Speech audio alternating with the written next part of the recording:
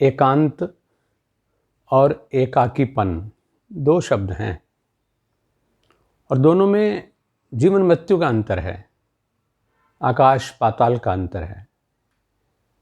एकांत तराशता है,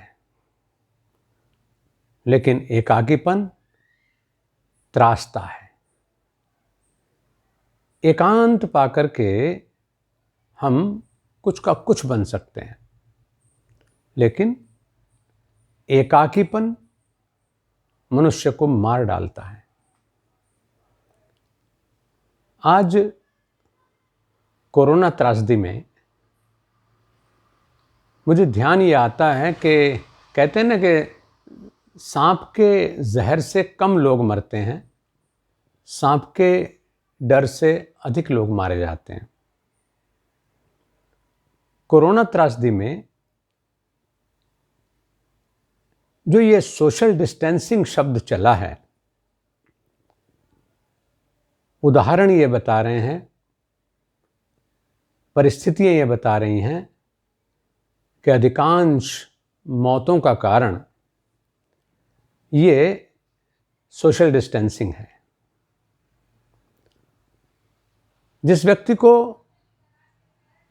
मारना हो, दंडित करना हो, उसको समाज से अलग कर दो, और जब समाज से अलग हो जाएगा तो फिर स्वतः ही वो कहीं अपने आप को अलग थलग, कमज़ोर, हीन अनुभव करेगा। सोशल डिस्टेंसिंग ने कोरोना रोगियों को एकाकी होने का एहसास दिला दिया। उदाहरण ये बता रहे हैं कि कोरोना पॉजिटिव होने के बाद जिन लोगों ने घर पे रह करके क्वारंटाइन करके अपना उपचार किया है, अपनी इम्यूनिटी को बढ़ाया है, मेडिकल ट्रीटमेंट भी लिया है, परंपरागत नुस्खे लिए हैं और सबसे बड़ी चीज़ परिवार की सहानुभूति, सहयोग और संवेदनाएं ली हैं, वो उबर गए। लेकिन जिनको हमें अस्पताल में भेजना पड़ा, उनको एकांत नहीं मिला, एकाकीपन मिला।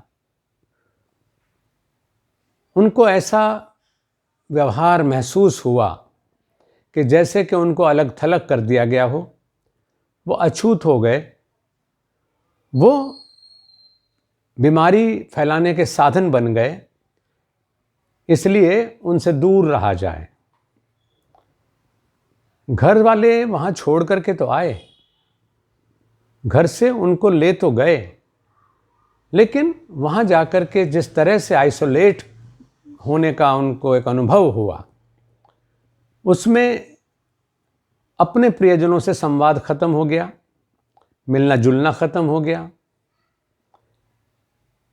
और जो लोग उनकी देखभाल के लिए हेल्थ वर्कर्स कह लीजिए, मेडिकल टीम कह लीजिए, डॉक्टर्स, कंपाउंडर्स की टीम कह लीजिए, उन्होंने जो ऊपर से नीचे तक के चोगे पहन करके उनकी देखभाल की, और देखभाल के नाम पर भी कोई उनसे बातचीत नहीं, कोई उनको सहानुभूति के दो शब्द नहीं, कोई संवाद ही नहीं, बल्कि बाहर से ही उनको खाना पकड़ा दिया गया और दरवाज़ा बंद हो गया।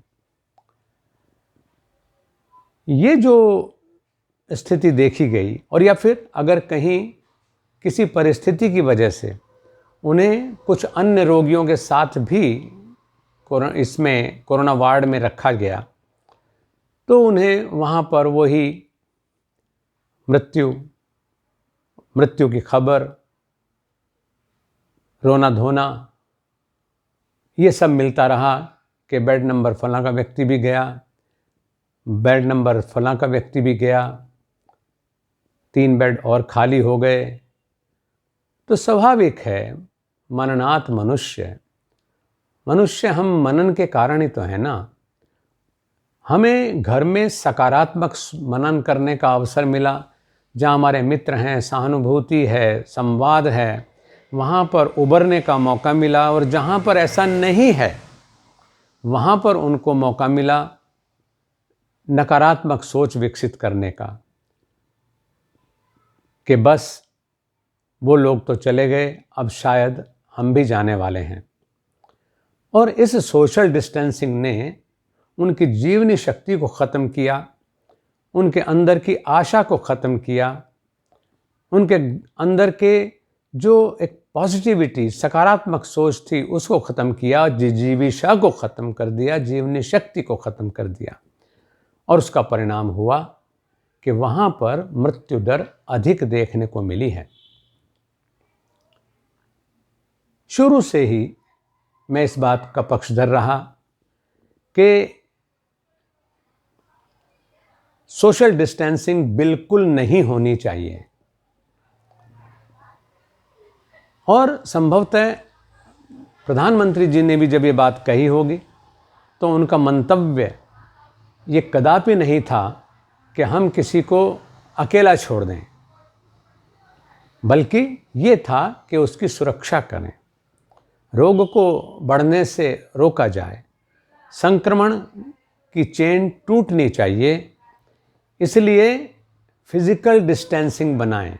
और वो केवल कोरोना हॉस्पिटल्स में नहीं, पूरे समाज के लिए आग्रह था।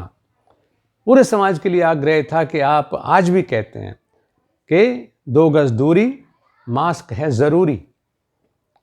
तो वो फिजिकल डिस्टेंसिंग है, सोशल डिस्टेंसिंग नहीं है।